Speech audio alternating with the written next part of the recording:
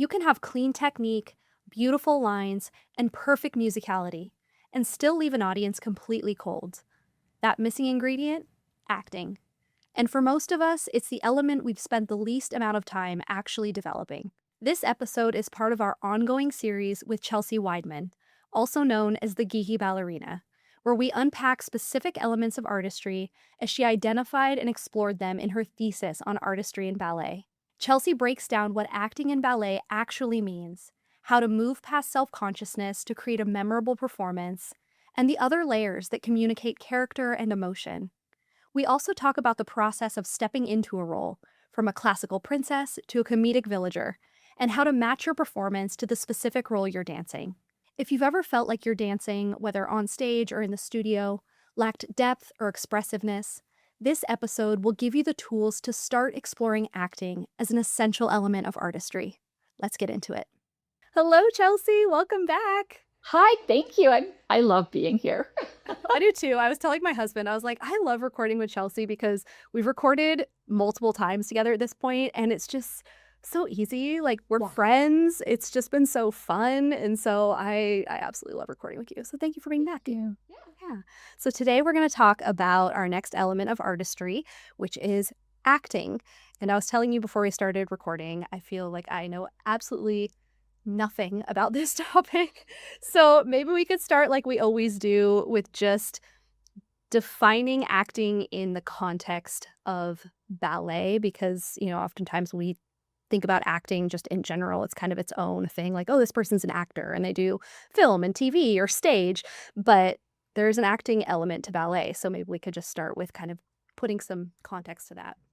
Yeah. Acting in ballet, so far in my research, doesn't have a lot of information out there. I'm in the middle of a deep dive.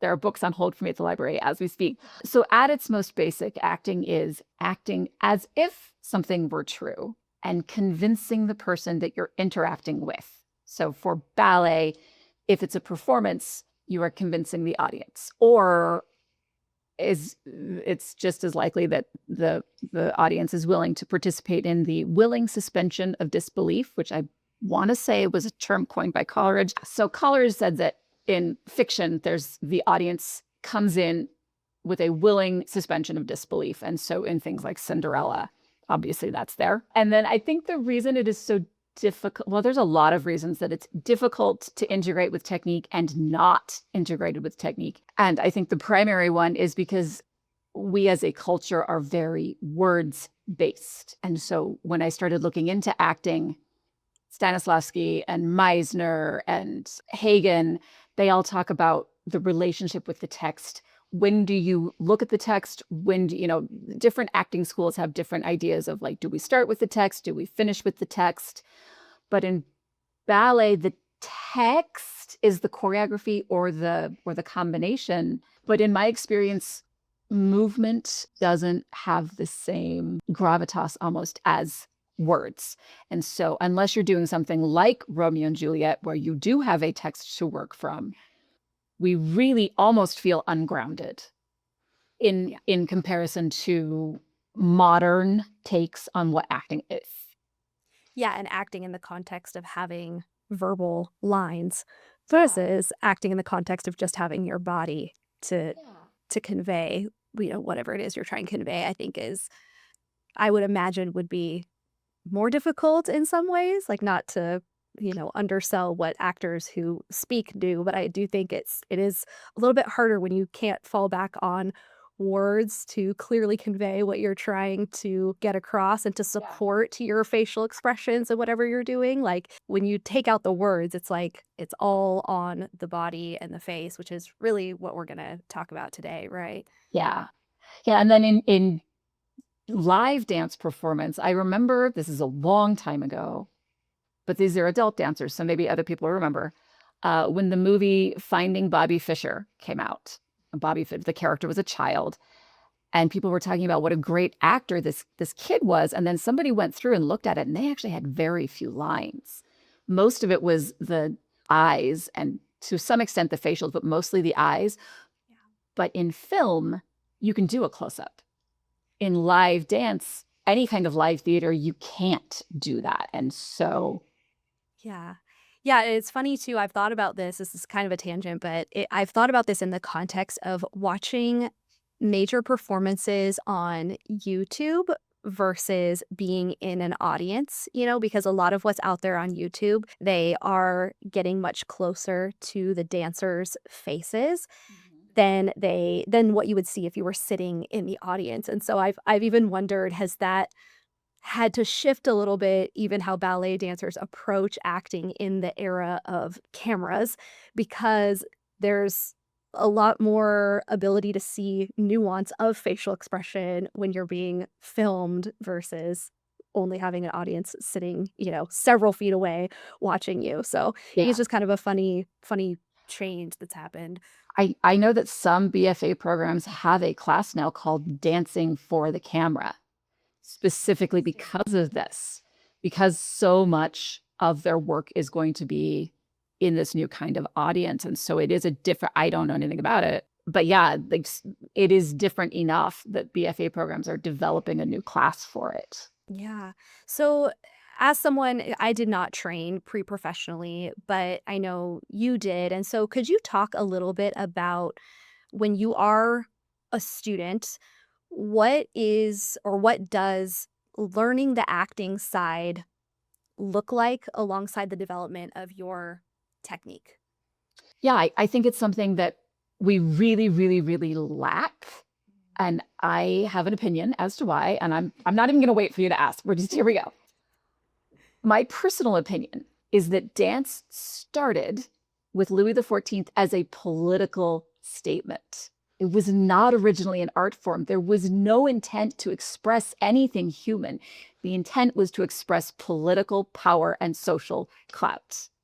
And so less than 100 years later, you have Jean-Georges Noverre coming in with his proposition of the ballet d'action, ballet of action, where you should have characterization. Very quickly, right, people shifted into like, we could be expressing things, but at its root, Yeah. ballet did not include acting. It did include line. It did include some type of relationship to the music. It did include, I haven't run through the whole, well, yeah, it did include somatic awareness. Like all of the other elements of artistry were inherent in the foundation. Acting was not. And in the grand scheme of things, only 100 years later, that's pretty new in the development of ballet, but it wasn't in there from the beginning. And I think it has stayed out. And we are now in this really fun opportunity that I think people have been looking at since the 1700s of how do we integrate acting with ballet. I'm reading right now, actually I'm listening to it, Apollo's Angels.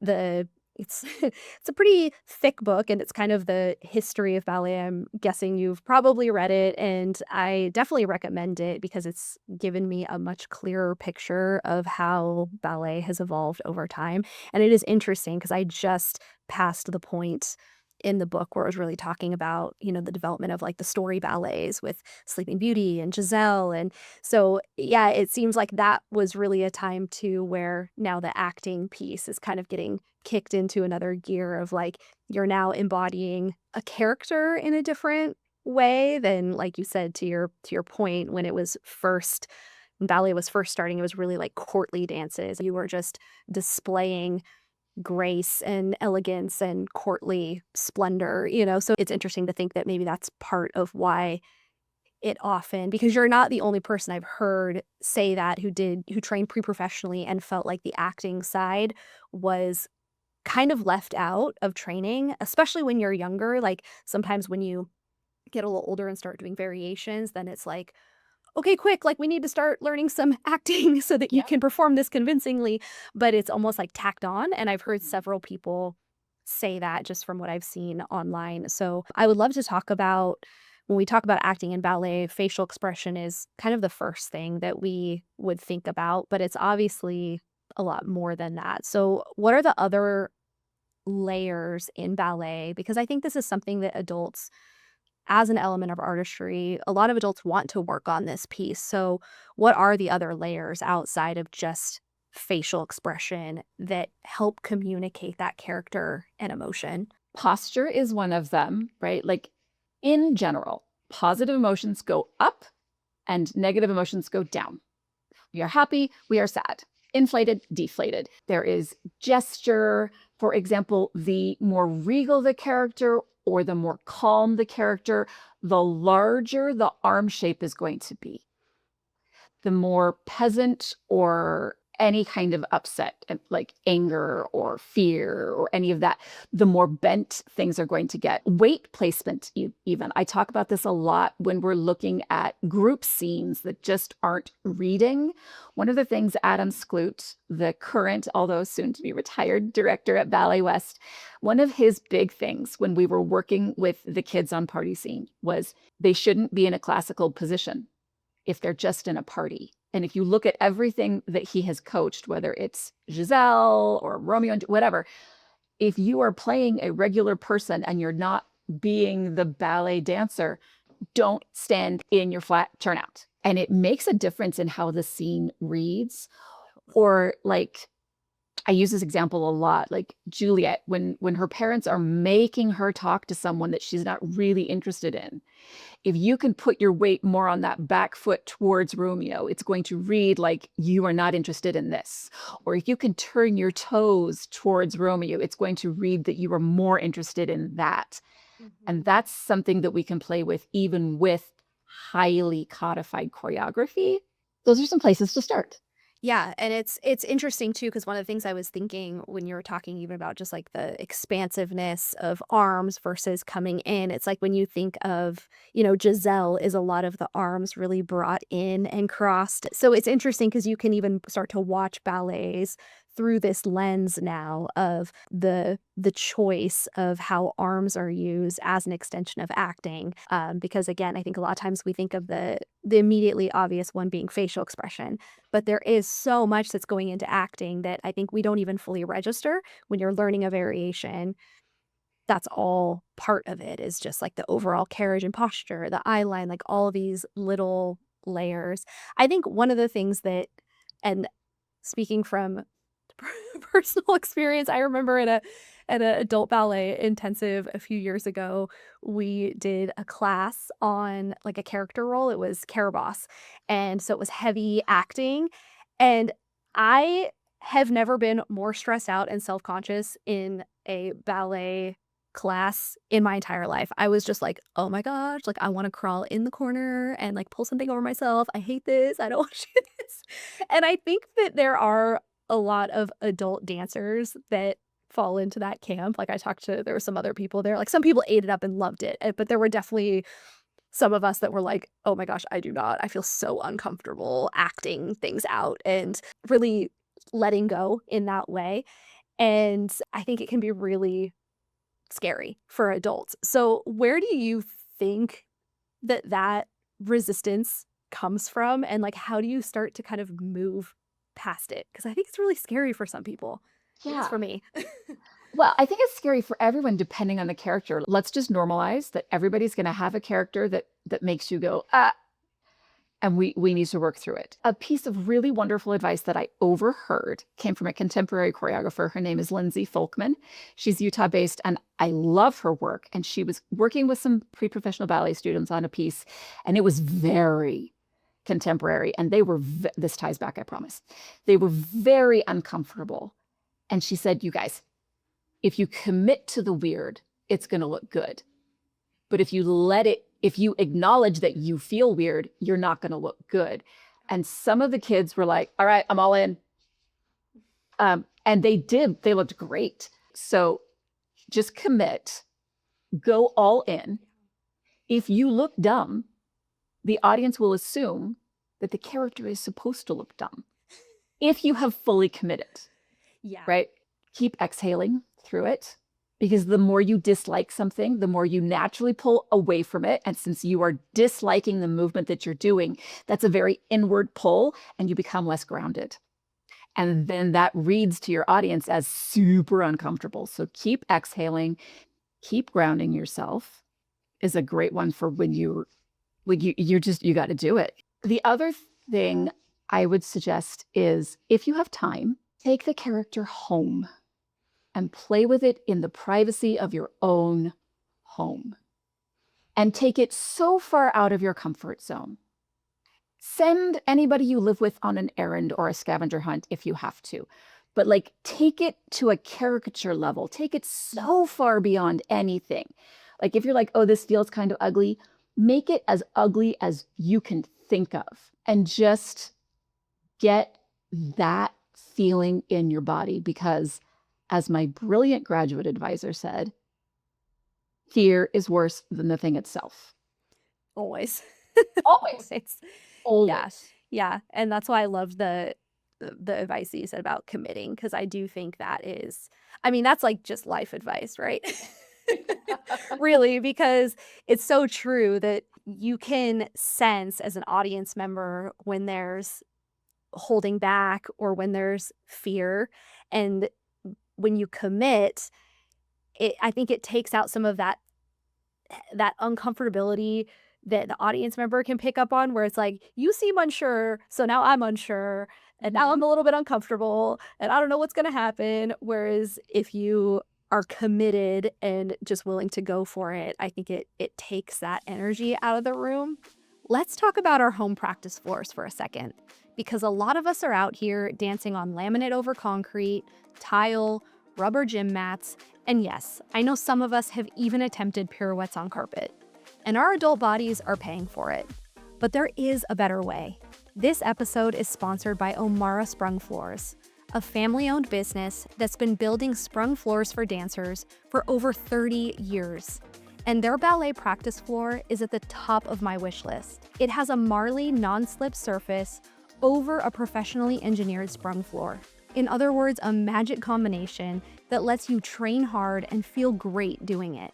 Their floors provide 70% shock absorption, cushioning every landing, reducing fatigue, and taking the stress off your ankles, knees, hips, and back so you can keep doing what you love from the comfort of home.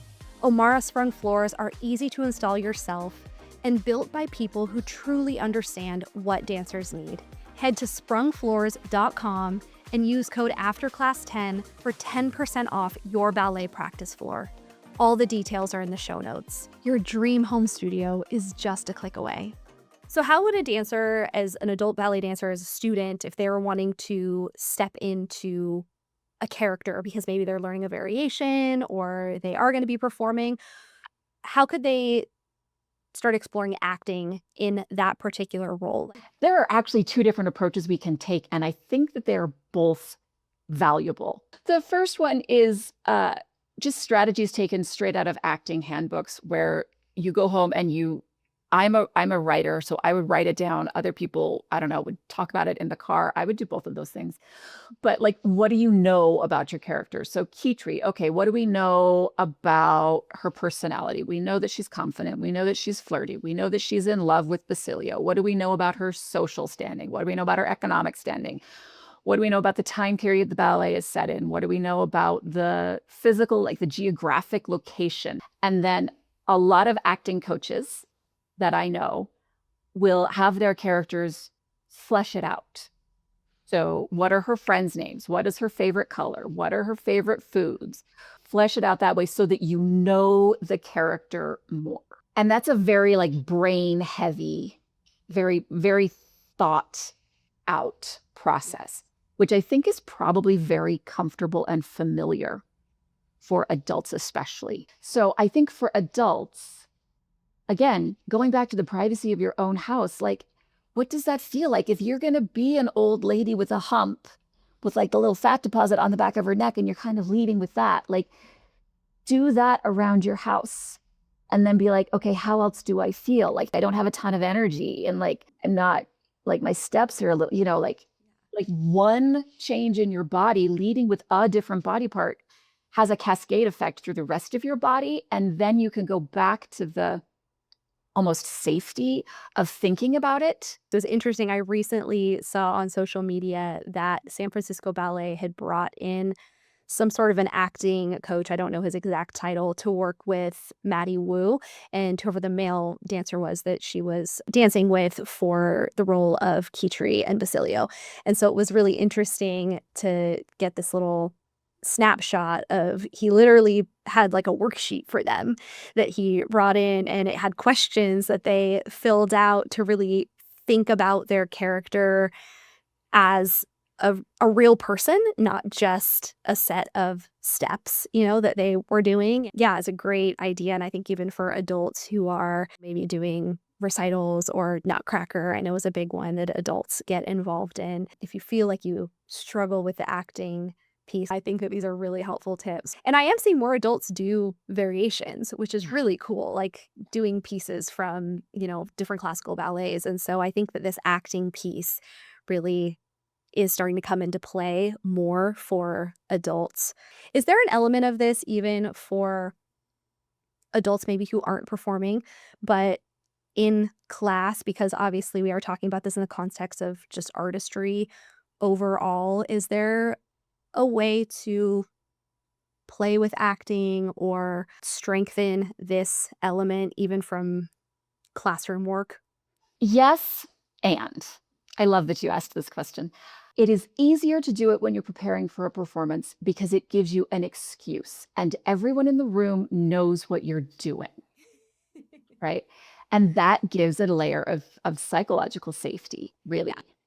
But you and I are both firm believers that you shouldn't have to perform in order to develop as an artist. Yeah. I know, my current favorite entry point into acting is to act as if that's what was supposed to happen. I read a book, Acting Games in the Classroom, I think is what it's called, by Viola Spolin. It's an old book, but her area of expertise is creating very talented actors as children. But one of the things she has them work on is you have to act as if that's what was supposed to happen. I don't care if a prop broke. I don't care if the lights didn't come on. Act as if. And I think as adult dancers, that's so good for us because A, it's a pretty easy entry point. And B, if I act as if hopping as I finished that pirouette is what I meant to have happen, I am going to finish it more strongly, which is still going to benefit my technique because I am now training to finish well, which means I have more core support, which will help me not hop next time, da da da da da da da. That's where I would start. I think that's really powerful, I think. Like, I really do think that's powerful advice because it's very practical because we all mess up in class or do something that, wasn't quite right. And that's a great way to start integrating acting in a way that can benefit you maybe when you are doing, more like a character role or something like that, but also can benefit you, like you said, with your technique and also just your carriage in class. Like one of my teachers, she'll say like, I don't mind if you mess up, but like I don't want to see it on your face. Like, Yeah. you know what I mean? I don't want to read it in your emotional response. And I think that that's such a great connection of like act as if you meant to, in the sense that you just maintain the composure and you keep going. Is there a way or strategy, I guess, for connecting to the music and using acting to inform? Like, I'm thinking of like the difference in how you dance to maybe an adagio versus petit allegro. Like, are there ways that you incorporate this acting element, even in a subtle way, to differences in the music? Or even, just even in adagio, there can be differences between music that feels a little bit like more sad and mournful and music that feels a little more expansive and free. So are there ways that you incorporate acting even at that level? Yes. Okay. The first one ties really closely with dynamics, which also ties with musicality. I think we talked about that last time. So as you listen to the music, just notice, how does your body want to move? I don't care if you get the beats in or not, but like, does your body feel very sharp? Does your body feel very bouncy? You keep exploring that to what kind of emotion makes me move that way. If I'm moving sharply, I'm probably irritated. If I'm bouncily, I'm very excited. So that's one way that your music can support your acting. Another way that I have done a lot that I think really ended up benefiting me a lot is I would hear the music and I would think, what costume goes with this music? And then in robed cognition, You're going to act differently. Mm-hmm. That one made a huge difference for me. So the last question I would love to ask you is for adult dancers who do perform, whether in a recital or a showcase or in a full-length piece that their studio is putting on, what are some practical things that they can do to really commit in the moment like we talked about? Like, are there any specific suggestions around this? Like when you are on stage and the performance is happening, really going for it. Do you have any tips for that?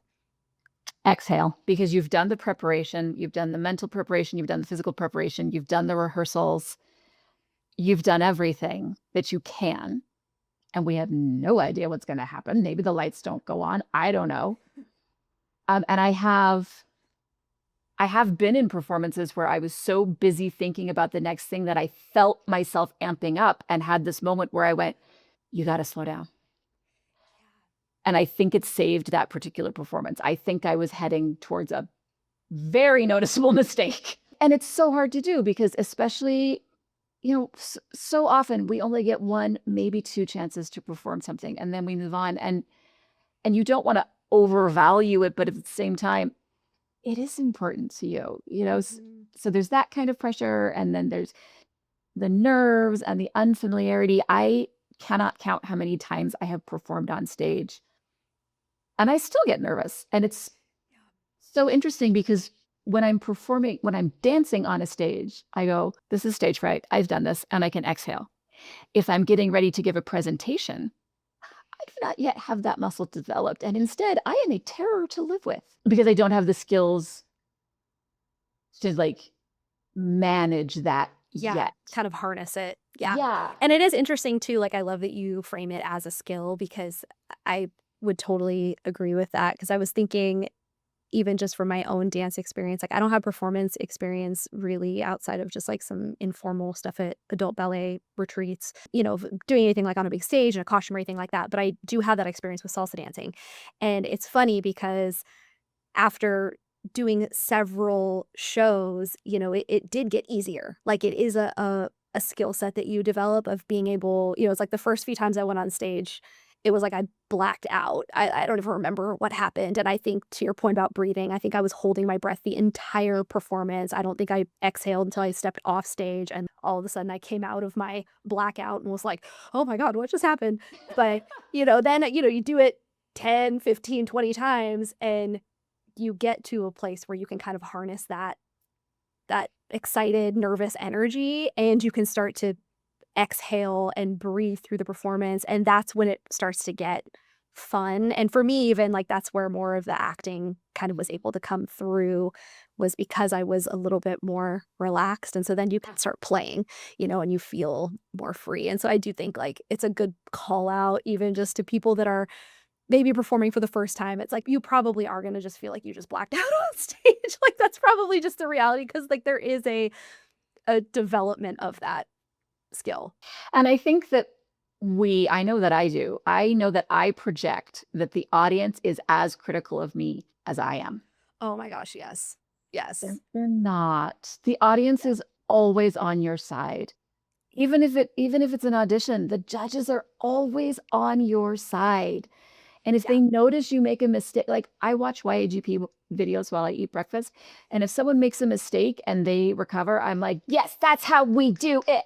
Yeah. It was like 3 months ago on a different continent. They're never going to meet me. And I am still like here for it, cheering them on. Like, the audience to succeed. Yeah. The audience is already on your side. I think the other part of that too is that because we are so much more critical of ourselves, the audience probably didn't even notice half of the things that you like. That always amazed me when I would go back and watch salsa performances. There would be times where I was like, I got off stage, I'm like, oh my God, I messed up that step. Like, I look so bad. And then I watch the video and I'm like, you literally cannot even tell the things that feel really big or really glaring or obvious on stage. A large percentage of the time are not even visible to the audience. They just feel, I think sometimes they feel really big in your body because your adrenaline and you're in such a heightened state of cortisol and adrenaline and all the things that little things feel like they were huge. And then you watch it back on video and you're like, that was so tiny. Yeah.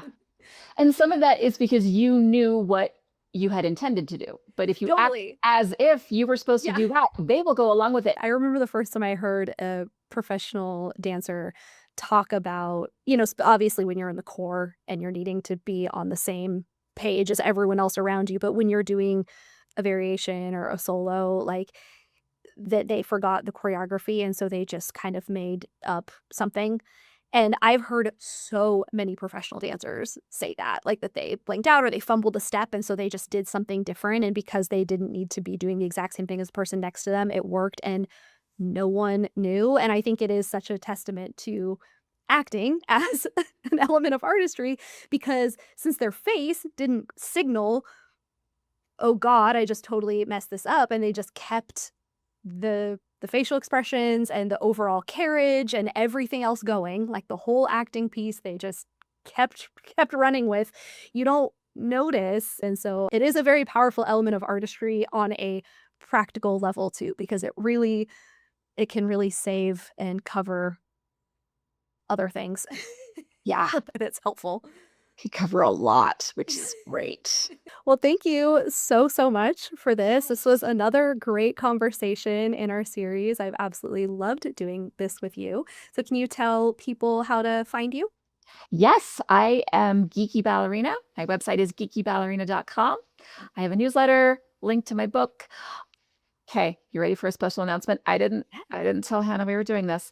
So this series has been so fun and meaningful for me and changed my approach to teaching and just opened up my mind to how much I love working with adult dancers, and I don't get a chance to do that right now. I am in the baby steps of developing some things on my website for the adult ballet community. You guys will be like, the After Class podcast will be the first to know, because this is the reason that I realized that I would love to do this. So baby steps, I don't have anything like concrete that I can tell you about now, but like I do have my newsletter there, and I'm going to have more for adult dancers on my website in the future, because I don't just want to teach the kids. I love teaching the kids, but teaching the adults it's giving me an opportunity to fall in love with teaching ballet. Like, not again, I didn't fall out of love, but it's like, here's the pie. I now have 2 pies. That is so special. I mean, not to like make it about myself, but my hope for the podcast has always been that it creates more community and more resourcing around the adult ballet experience. And so to hear that this process of like being on the podcast and doing the series has directly led to more resourcing and more community is like exactly what I could have possibly hoped for happening. And so that is really special for me. So thank you. So glad. Yeah, I love that. And it's really cool because I can't remember if I told you this, Chelsea, but I've had a couple people reach out to me since we started the series just saying how much they're loving it and that they've purchased your book. And so make sure if you are enjoying the series, I will link it in the show notes.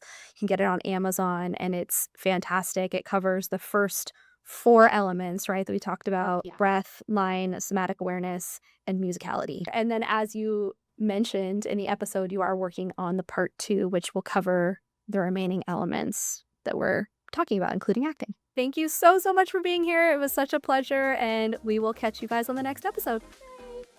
Thank you so much for listening. If you enjoyed this episode, I'd love for you to share it with a friend or leave a quick review. It really helps more adult dancers find the podcast. All the links and resources we mentioned today are waiting for you in the show notes. And if you want more adult ballet content in between episodes, come hang out with me on Instagram @thebusybunhead. See you next week after class.